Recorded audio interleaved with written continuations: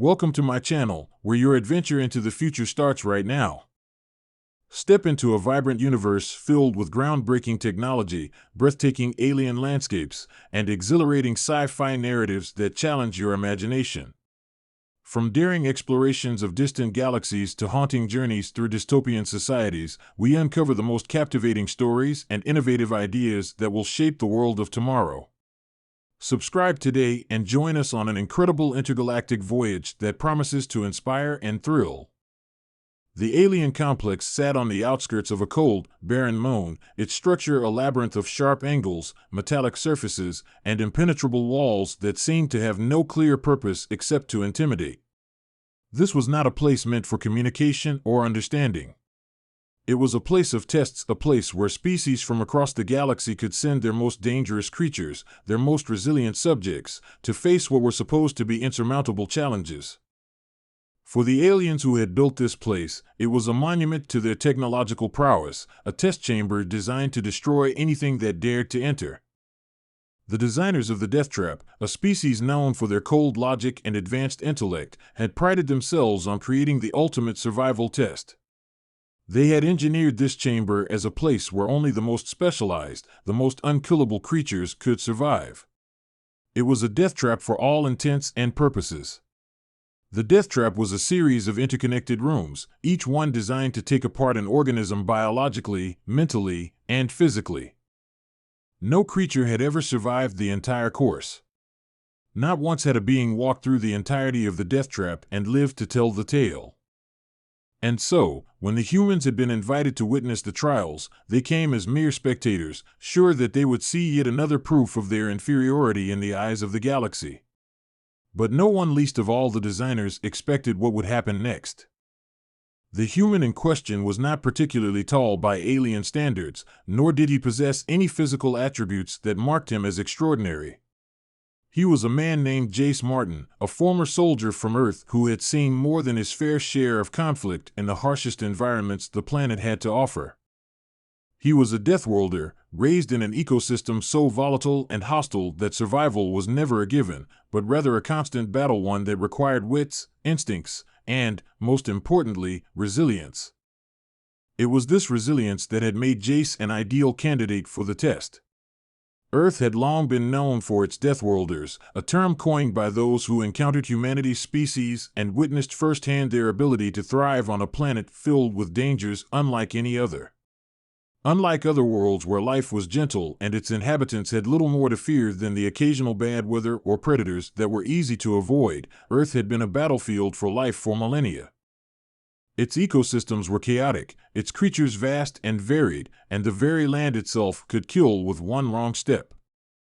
Jace had been chosen not because he was a hero, but because he represented something far more terrifying, the culmination of millennia of human evolution under constant threat. The aliens, while curious about humanity's ability to endure, also sought to test whether a Deathworlder could survive in their most controlled, most hostile environments. As Jace stepped into the death trap for the first time, he could feel the weight of the expectations on him. He had been briefed on the nature of the test, though it seemed unlikely that any preparation could truly ready him for what lay ahead. The room he entered first was a chamber that defied reason. It was perfectly spherical, and the floor was a shifting pattern of tiles that constantly rearranged themselves. These weren't ordinary tiles, however. Each one was made of a material that vibrated at incredibly high frequencies, creating a surface that would destabilize anything standing on it. The room was designed to make simple movement impossible. As Jace stepped inside, the tiles beneath his boots hummed and shifted, trying to throw him off balance. But Jace didn't stumble. His instincts kicked in, and with each new vibration, he adjusted his stance, readjusting his weight in an almost unconscious dance. He knew, without thinking, that any wrong step would send him crashing to the floor, leaving him vulnerable to whatever came next. He moved with precision, each motion calculated but fluid, as if he were walking through the most treacherous terrain of Earth's jungles. The floor shifted beneath him, but he adapted to it, never hesitating. The aliens watching from a control room, observing from behind thick glass, exchanged puzzled glances. The Deathtrap was designed to throw even the most stable beings off balance, to disrupt their sense of security and disorient them. But this Deathworlder seemed to move with a confidence that the aliens simply couldn't comprehend. Next, the lights dimmed in the chamber. The air temperature plummeted instantly, falling to temperatures so low that most creatures, especially those from warmer planets, would have instantly been paralyzed by the cold. It was the kind of temperature that could freeze exposed flesh in seconds, and most life forms would be forced to retreat, unable to handle the sudden environmental assault. But Jace didn't falter. He had been in Earth's polar regions, where the cold was so extreme that it felt like it could cut through bone. He had learned to keep moving, to focus on his body's inner warmth, and to maintain circulation no matter the conditions. Jace's heart rate remained steady as he pushed forward, the icy cold air cutting against his exposed skin. He didn't shiver, he didn't even blink. Instead, he focused on the task at hand, moving through the next stage of the test. He kept his breathing even, his movements slow but purposeful, as if he had already experienced much worse in the wilds of his home planet. And then came the gas. The chamber began to fill with a thick, green mist, a neurotoxin that was supposed to incapacitate or kill anything living within minutes.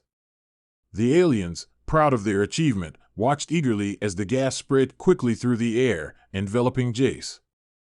Many species had tried to resist the toxin with varying degrees of success, but none had made it past this stage. The gas was a chemical agent designed to interfere with the brain's normal functions, rendering an organism unconscious or killing it outright. But Jace had been exposed to toxins and poisons that were far more potent during his time on Earth. He knew how to fight off the effects of a chemical attack. His body had been conditioned by years of exposure to poisons that would kill most species. He reached into his suit and activated a filtration system that blocked the worst of the gas. The aliens had underestimated him, and now, as the gas began to dissipate, Jace was still standing, his eyes alert, his body still moving forward. By now, the aliens in the control room were beginning to feel uneasy. They had never encountered a human before in a test of this magnitude. They had seen species that were strong, species that were intelligent, species that could survive under harsh conditions, but none like this. The human's resilience was something entirely alien to them.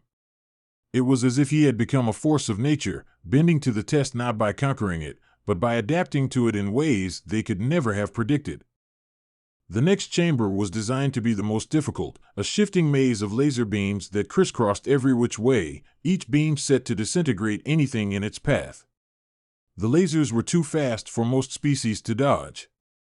Most beings couldn't even track them, let alone move in a way that would allow them to pass through unharmed. Jace, however, didn't hesitate. He watched the lasers for a moment, analyzing their pattern. He moved forward with a speed that surprised even the aliens, ducking and weaving through the beams with the precision of a predator hunting its prey. He seemed to know exactly where each beam would be before it even reached its target. By the time Jace reached the final room, a place designed to challenge the very limits of his endurance, the aliens were no longer certain of their control over the situation. This final room was filled with traps, each one more lethal than the last. It was a place where time itself seemed to bend, where walls closed in, spikes emerged from the floors, and the air became thick with pressure. The room had been crafted to destroy anything living, to crush, burn, and incinerate any organism that was foolish enough to enter. And yet, there was Jace moving through it all as if he had been born for this moment. He slid under crushing walls, dodged incoming spikes, and leapt over pits that seemed to open out of nowhere. He adapted to every new threat with a calm precision that could only be called instinctual. He wasn't simply reacting to the environment, he was living in it, feeling it, becoming part of it. Finally, Jace reached the exit. His heart was steady, his breathing controlled, and his body unscathed. The aliens watching in stunned silence could scarcely believe what they had witnessed. They had created a deathtrap that had claimed the lives of countless beings, some of the galaxy's fiercest creatures, and yet here stood a human, untouched by their most lethal designs. He hadn't conquered the deathtrap, he had survived it by becoming one with it, by understanding it in a way that no other species could. When the door to the chamber opened and Jace stepped out, there was no applause, no fanfare. The silence in the room was deafening. The scientists, engineers, and leaders who had designed the Deathtrap stood frozen, unable to comprehend what had just happened. They had underestimated humanity, dismissed them as just another species from a dangerous, primitive planet.